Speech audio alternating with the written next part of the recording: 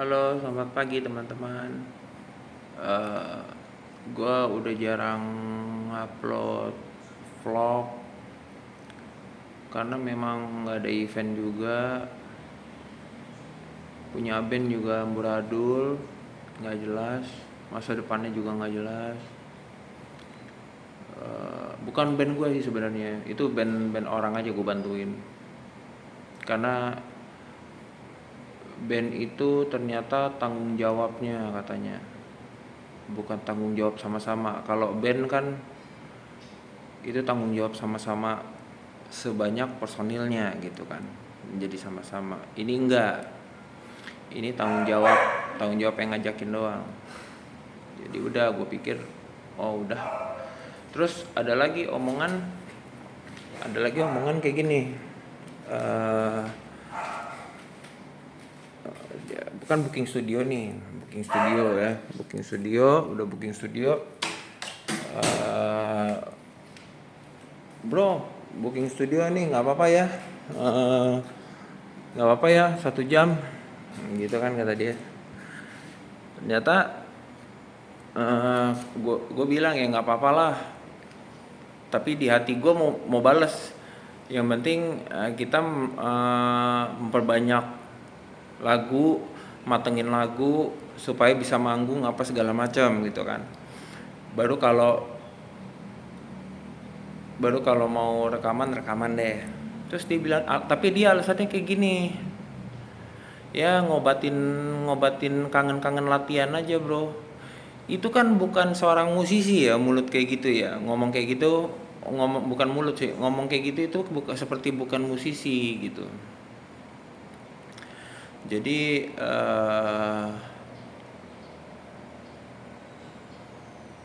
visi dan misinya itu udah berbeda sama gua. Terus setiap ada undangan nggak mau datang karena berasa kenal, jadi ngeremehin. Gue tahu kok, udah gitu.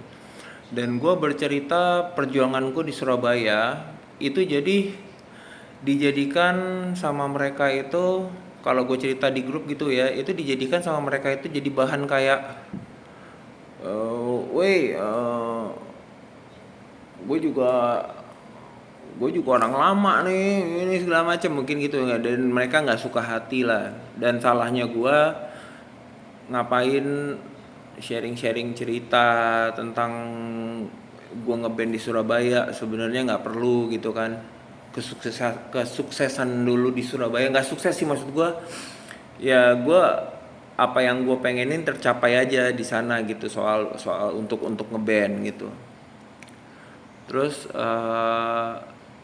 pola pattern jalannya juga nggak sama seperti yang gue pengen lakukan. Kalau gue pengennya matengin lagu, banyakin lagu, panggung-panggung, hajar, abis itu kita rekaman. Karena udah banyak yang tahu lagu kita masukin Spotify atau kita masukin kemana. Oh ini band yang kemarin manggung nih, kan ketahuan. Ini tiba-tiba mereka prosesnya mau rekaman dulu, jadi vokalisnya itu kayaknya mau rekaman aja sih dengan personil yang baru gitu. Jadi nggak sesuai dengan keinginan gua yang akan nantinya cari hidup dari band itu. Cari hidup dalam artian kita cari duit dari band itu gitu ya. Eh, jadi kayaknya udah nggak masuk di akal akal sehat gua, udah nggak masuk gitu loh. Terus udah ada yang kayak ketua, ada leader. Setahu gua kayak Blink Satan, Deva Data, NTRL, itu dia punya leader, tiga-tiganya leader gitu. Tiga-tiganya bisa ngasih pendapat, tiga-tiganya bisa memutuskan gitu loh. Dan saling. Di sini gua ngerasa enggak gitu loh, kayaknya ada undangan datang yuk, ogah. Ada ini datang yuk, ogah gitu. Bahkan udah gue kenal sama orangnya, udah salam aja. Itu kan meremehkan orang. Gimana kita mau naik kalau kita ngeremehin orang gitu loh. Gue berpikirnya kalau kita menghargai mereka orang tuh, pas saat kita belum jadi gini, nanti tuh orang tuh yang udah duluan ngoperasiin yang duluan bikin mini album nanti juga datang tuh ke kita tuh nonton kita, misalkan kita main di kafe mana peresmian album atau apa gitu kan, dia juga datang tuh ini segala macam. Ini gimana kita mau dihormatin kalau kita nggak hormatin, itu aja sih. Terus sekarang gue juga memilih untuk hiatus karena cedera ACL. Kalau latihan itu sebenarnya masih bisa pakai painkiller untuk jalan.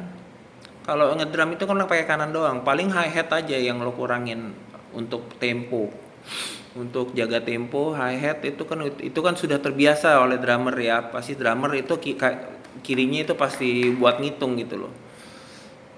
Jadi gue milih untuk hiatus aja dari kayak dunia musik gitu. Dan kakak angkatku Mas Rere, nanti kapan-kapan aku cerita deh kenapa aku bilang kakak angkat. Jadi Mas Rere ada band, Mas Rere Dewa, Rere apa ya, Rere kalian tahu kali ya yang nonton video ini. Rere ya, Masku juga bilang ya udah istirahat aja dulu, berarti kalau emang udah nggak sejalan sama band yang itu ya sudah nggak usah, kata dia gitu.